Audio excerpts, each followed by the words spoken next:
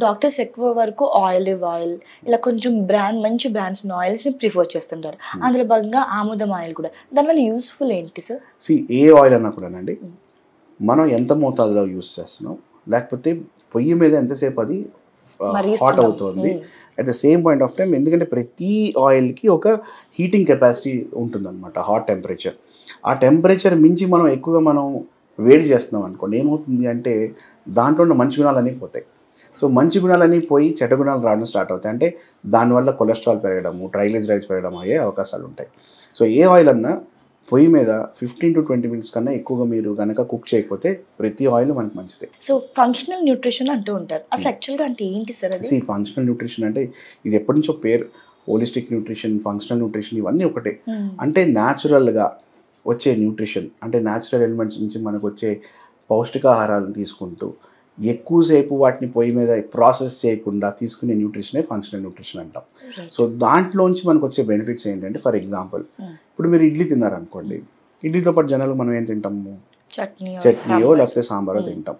అదే ఇడ్లీతో పాటు నేను దాంతో పాటు ఒక కీరా క్యారెట్ యాడ్ చేసుకొని తినండి. లేకపోతే ఇడ్లీ పైన క్యారెట్‌ని గ్రేట్ చేయండి. హ్మ్. అలాంటి ఇడ్లీస్‌ని తినండి అని చెప్తే that is functional nutrition. Okay. అంటే మనం రోజు తీసుకునే ఫుడ్స్‌లో మనకి ఎక్స్‌ట్రాగా మనం ఏం యాడ్ చేస్తే మన న్యూట్రిషన్ పోషకాహారాలు పెరుగుతాయో అది తెలుసుకోవడం ఫంక్షనల్ న్యూట్రిషన్. మామూలుగానే మీరు ఆల్కహాల్ వద్దని చెప్తారు. అవును. బట్ అలవాటు ఉన్న వాళ్ళకి ఓ మోతాదులో తీసుకోమని చెప్తారు. అలాంటిది డయాబెటిక్ పేషెంట్ ఆల్కహాల్ తీసుకుంటే ఏమవుతుంది? యాహ్! ఫస్ట్ ఆఫ్ ఆల్ మేము ఎవరికీ ఆల్కహాల్ తీసుకోమని మేము ఎంకరేజ్ చేయము. హ్మ్.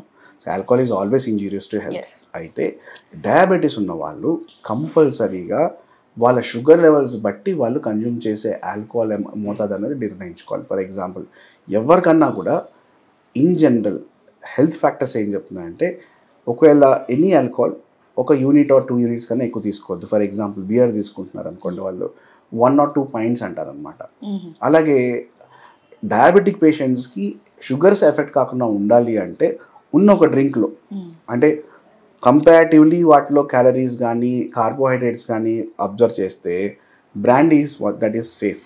ఓకే. చాలా మందికి అది తెలిసిన విషయమే. హ్మ్. డ్రింక్ చేసే ప్రతి ఒక్కరికి ఆ విషయం తెలిసిందే. హుహు. కానీ అగైన్ నేను చెప్పేది ఏంటి అంటే డ్రింక్ చేయడం వలన హై ఛాన్స్ ఏంటంటే షుగర్స్ కూడా ఫ్లక్చుయేట్ అయ్యే అవకాశాలు ఉంటాయి. ఓకే. ఎందుకంటే alcohol will dehydrate the body. Okay. So, dehydrate అయినప్పుడు వాళ్ళు ఆ రోజు ఫర్ ఎగ్జాంపుల్ తీసుకున్న మెడికేషన్ గనక ఒకవేళ తీసుకోవడం మర్చిపోయినా, లేకపోతే ఆల్కహాల్ తాగుతున్నారు కదా అని చెప్పి మెడిసిన్ తీసుకోకపోయినా, ఆ రోజు నైట్ ఏమైనా అయ్యే అవకాశాలు ఉంటాయి. Oh my God!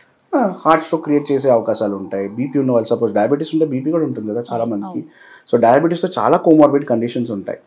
సో, మేమేం చెప్తామంటే యాక్ట్ వెరీ చాలా అంటే చాలా ఒక పద్ధతి ప్రకారంగా యాక్ట్ చేయండి అని హ్మ్. చెప్తాం. హ్మ్. అంటే ఏదో తీసేసుకుంటున్నాం కదా అని చెప్పేసి చాలామంది ఎవ్రీడే దానికి బానిస అయిపోతున్నారు. హుహు. సో, దానివల్ల కూడా ఏమవుతుందంటే న్యూరోపతి అంటే నరాల బలహీనత, తద్వారా ఫీట్‌లో చాలా ఇష్యూస్ రావడం, బాడీలో సెప్సిస్ క్రియేట్ అవ్వడం, దానివల్ల ఇన్ఫెక్షన్ క్రియేట్ అయ్యి చాలామందికి యాంప్యుటేషన్స్ వరకు వెళ్ళే అవకాశాలు అంటే పాదాలు, కాలు కట్ చేసేసేంత వరకు వెళ్ళిపోయే అవకాశాలు మై ఉంటాయి. గాడ్! ఓకే. ఎందుకంటే చాలా మందికి నరాల కిందన మన పాదాల కింద నరాలు ఏవైతే ఉంటాయో హ్మ్. ఆ సెన్సేషన్ అన్నది తగ్గిపోతుంది. హుహు. ఆ తగ్గిపోయిన వాళ్ళకి అంటే న్యూరోపతి, పెయిన్‌ఫుల్ డయాబెటిక్ న్యూరోపతి అంటాం.